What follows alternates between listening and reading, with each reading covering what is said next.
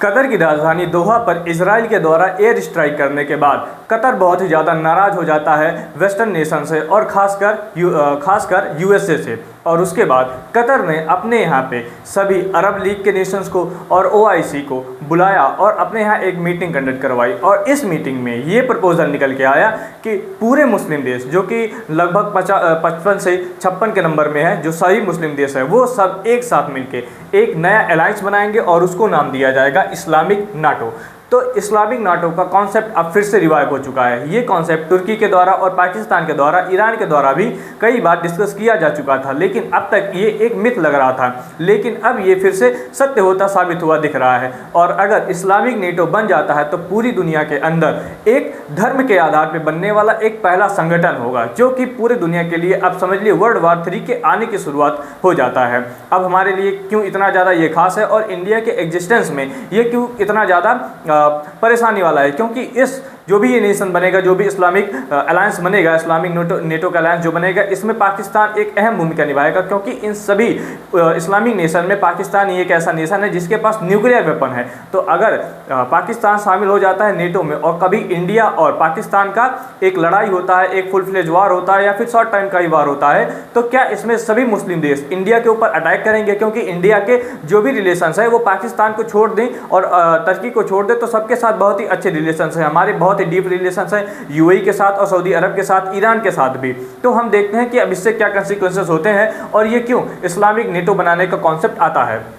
अगर बात करें तो इजराइल ने अटैक किया कतर की राजधानी दोहा पे और वहाँ पे हमास के जो लीडर हैं उनको मार दिया। अब क्योंकि कतर को ये आश्वासन मिला था इजराइल के द्वारा और यूएस के द्वारा, उनको रिटर्न में ये आश्वासन मिला था कि आप अपने यहाँ हमास के जो लीडरशिप है उनको बुला सकते हैं बातचीत करने के लिए, जिससे कि युद्ध विराम के ऊपर चर्चा की जाएगी। अब वही चीज़ वहाँ पर हो रहा था, लेकिन इजराइल की एयरफोर्स पहुँचती है, उनके ऊपर एयर स्ट्राइक कर देती है। इससे जो कतर था वो बहुत ही नाराज़ हुआ और अपने आप को बहुत ही चीटिंग महसूस किया। साथ ही साथ कतर को ये भी पता चल गया कि अब यूएस के ऊपर भरोसा करना बिल्कुल भी फायदेमंद नहीं है, क्योंकि यूएस अब कभी भी धोखा दे सकता है। इसलिए सभी इस्लामिक नेशन एक साथ आए और अब ये चर्चा हो रही है एक इस्लामिक नेटो बनाने के लिए। और इसलिए एक इमरजेंसी मीटिंग बनाई गई, एक इमरजेंसी मीटिंग बुलाई गई अरब इस्लामिक नेशंस की, ओआईसी के नेशंस की और अरब लीग की। और सभी लोग, इसके सभी ऑफिशियल्स, वहाँ के हेड ऑफ स्टेट और फॉरेन मिनिस्टर और मिनिस्टर वहाँ पे आते हैं, चर्चा करते हैं। और पाकिस्तान के द्वारा ये प्रपोजल दिया जाता है कि हमें एक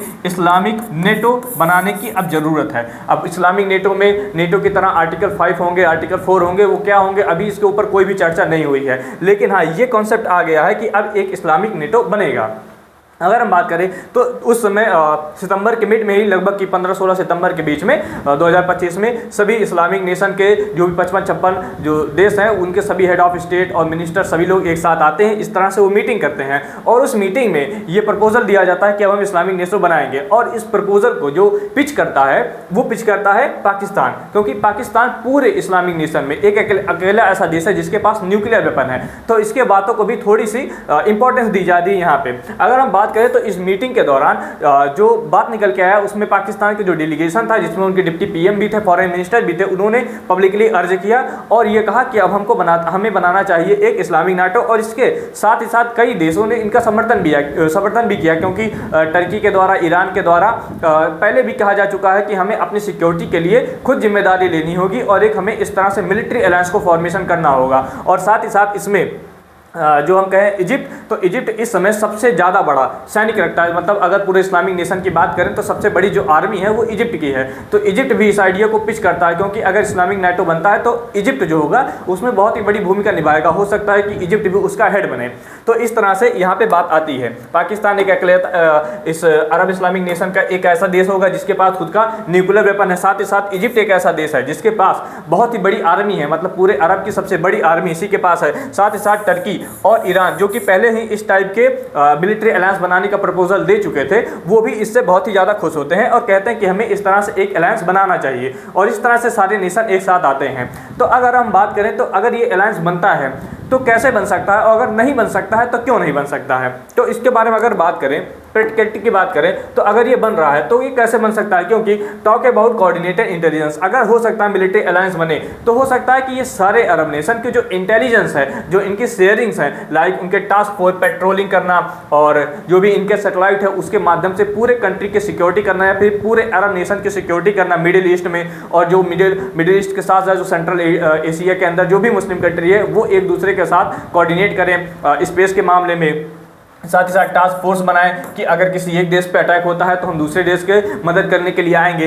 इंटेलिजेंस शेयरिंग की बात की जाए या फिर जॉइंट एक्सरसाइज, मिलिट्री एक्सरसाइज, अगर 55-56 मुस्लिम देश एक साथ आके जॉइंट एक्सरसाइज करते हैं तो एक बहुत ही बड़ी बात होगी पूरी दुनिया के लिए, क्योंकि एक धर्म के आधार पर एक कोऑर्डिनेट बनना, एक अलायंस बनना, ये बहुत ही बड़ी बात हो जाती है, क्योंकि अभी तक दुनिया में ऐसा नहीं बना है। साथ ही साथ जो पॉलिटिकल कमेंट दिए जाए, किसी एक कंट्री के ऊपर कोई बात हो जाता है तो सारे मुस्लिम नेशन एक साथ एक मुद्दे पे एक तरफ होकर कमेंट करें, तो इससे पूरी दुनिया के ऊपर या फिर उस देश के ऊपर, उस एनिमी कंट्री के ऊपर बहुत ही ज़्यादा पॉलिटिकल प्रेशर क्रिएट होगा। साथ ही साथ कलेक्टिव रिस्पांस करें और इन्वॉल्व हो बायलैटरल डिफेंस पैक्ट में, यानी कि एक दूसरे के साथ ये डिफेंस पैक्ट शामिल किए रहें कि अगर किसी एक देश के ऊपर अटैक होता है तो दूसरे देश को भी ऊपर अटैक माना जाएगा। तो इस तरह से अपना अलायंस या फिर कहें नाटो जैसा अलायंस फॉर्म कर सकते हैं। अगर हम बात करें कि ये अलायंस क्यों नहीं बन सकता, तो सबसे पहले बात करें कि इस अलायंस के अंदर ईरान भी आता है और सऊदी अरेबिया आता है, जो दोनों एक दूसरे के अलग अलग ध्रुवों पे खड़े हुए हैं। सऊदी अरेबिया ईरान को नहीं पसंद करता और ईरान सऊदी को नहीं पसंद करता है। ये दोनों देश एक दूसरे के साथ लड़ते रहते हैं। और साथ ही साथ हमारे जो रिलेशंस है वो ईरान और पाकिस्तान, ईरान के साथ और सऊदी अरेबिया के साथ, यूएई के साथ बहुत ही अच्छे हैं। तो इस तरह से एक प्रॉब्लम आ सकती है इनके बीच में कोऑर्डिनेशन में। मतलब अगर हम बात करें कि म्यूचुअल डिफेंस सिटी अगर ये कर ले तो इसमें कुछ देश एक साथ आ सकते हैं लेकिन कुछ देश एक साथ नहीं आ सकते। तो अगर ये जो इस्लामिक नेटो बनेगा तो इस्लामिक नेटो के अंदर भी कई छोटे छोटे ग्रुप बन जाएंगे जो कि एक दूसरे का कहीं सपोर्ट करेंगे, कहीं सपोर्ट नहीं करेंगे। तो हम बात करें इनके अंदर समानता नहीं होगी, इस्लामिक नेटो के अंदर समानता नहीं होगी।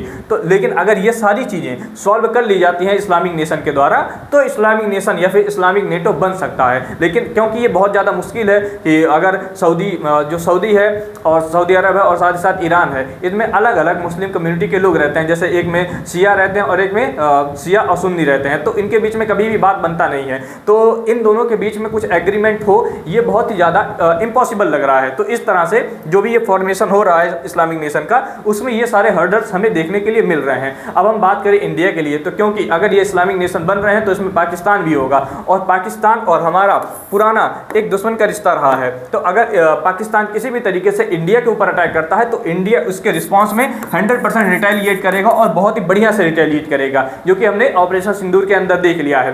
तो इस कंडीशन में क्या सऊदी अरब, ईरान और टर्की ये सारे देश इंडिया के ऊपर अटैक करेंगे? क्योंकि अगर इस तरह से एक अलायंस बनता है तो एक नाटो तो हो जाएगा जो पहले से एग्जिस्ट करता है, नॉर्थ अटलांटिक ट्रीटी ऑर्गेनाइजेशन। साथ ही साथ उसके बाद बनेगा इस्लामिक नेटो। अगर इस्लामिक नेटो बन जाता है तो इंडिया की सिक्योरिटी के लिए इससे बहुत ही ज़्यादा बड़ा खतरा बन जाएगा। साथ ही साथ जो चाइना है और चाइना के साथ और जो रसिया है, इनके ऊपर भी सिक्योरिटी का एक बहुत बड़ा खतरा बन जाता है। तो फिर इंडिया, रसिया और चाइना एक साथ आ जाएंगे और जो RIC ग्रुप इस समय बहुत ही चर्चा में चल रहा है वो पूरी तरीके से फॉर्म हो जाएगा। और अगर आप समझिए कि RIC जैसा ग्रुप बनता है, यानी कि रसिया, इंडिया, चाइना अपना एक मिलिट्री अलायंस बना लेते हैं, तो फिर चाहे नाटो हो चाहे इस्लामिक नाटो हो, ये दोनों देश इसके सामने यानी कि RIC के सामने कुछ भी नहीं रहेंगे, क्योंकि ये तीनों देश मिलके पूरे दुनिया की पूरे दुनिया की लगभग 1/4 या 1/3 पॉपुलेशन कवर करते हैं। साथ ही साथ ये बहुत ही ज़्यादा बड़ी इकोनॉमी पावर भी होंगे। साथ ही साथ रसिया दुनिया का सबसे बड़ा क्रूड ऑयल अपने पास रखता है, सबसे ज़्यादा गैस अपने पास रखता है। जो चाइना है वो पूरे दुनिया का समझिए पूरी दुनिया की फैक्ट्री है। चाइना से ही सारी दुनिया को सप्लाई किया जाता है। सारे रेयर अर्थ मटेरियल्स हो गए, सिलिकॉन्स हो गए या फिर कहे सेमीकंडक्टर चिप्स हो गए, ये सारी चीज़ें रसिया या चाइना से ही प्रोवाइड की जाती है। और इंडिया इन सभी में अपना एक बहुत ही बड़ा इंपॉर्टेंस रखता है, क्योंकि इंडिया इस समय पूरे इंडो पैसिफिक में उभरता हुआ सबसे बड़ा नेशन है, सबसे तेज़ी से ग्रोइंग नेशन है। हमारी जो सॉफ्ट पावर है वो पूरी दुनिया के ऊपर, चाहे यूरोप की बात करें या फिर हम इस्लामिक नेशन की बात करें, हमारी सॉफ्ट पावर उनके ऊपर बहुत ही अच्छे से लाई होती है। तो अगर हम बात करें तो RIC जैसा ग्रुप अगर फॉर्म होता है तो इस कंडीशन में RIC के टक्कर में ना नाटो होगा ना इस्लामिक नाटो होगा, तो पूरे दुनिया के अंदर 3 ध्रुव बन जाएंगे, यानी कि पूरे दुनिया में 3 पोल्स बन जाएंगे। और इसके बाद जब वर्ल्ड वॉर 3 होगा तो ये पूरी दुनिया का विनाश होगा। इससे पूरी दुनिया सदियों तक नहीं उभर पाएगी, पूरे अर्थ को इससे नुकसान होगा। तो इस समय जो भी चीज़ें डेवलपमेंट हो रही हैं वो कहीं ना कहीं एक विनाश की तरफ हमें लेकर जा रही हैं। तो आई थिंक आपको सब कुछ समझ में आएगा ये एनालिसिस। अगर आपको कहीं पे दिक्कत होता है तो आप हमसे कमेंट सेक्शन में पूछेगा, हम आपको इसका रिप्लाई देंगे। फिर हम आपसे मिलते हैं नेक्स्ट वीडियो में, तब तक के लिए जय हिंद।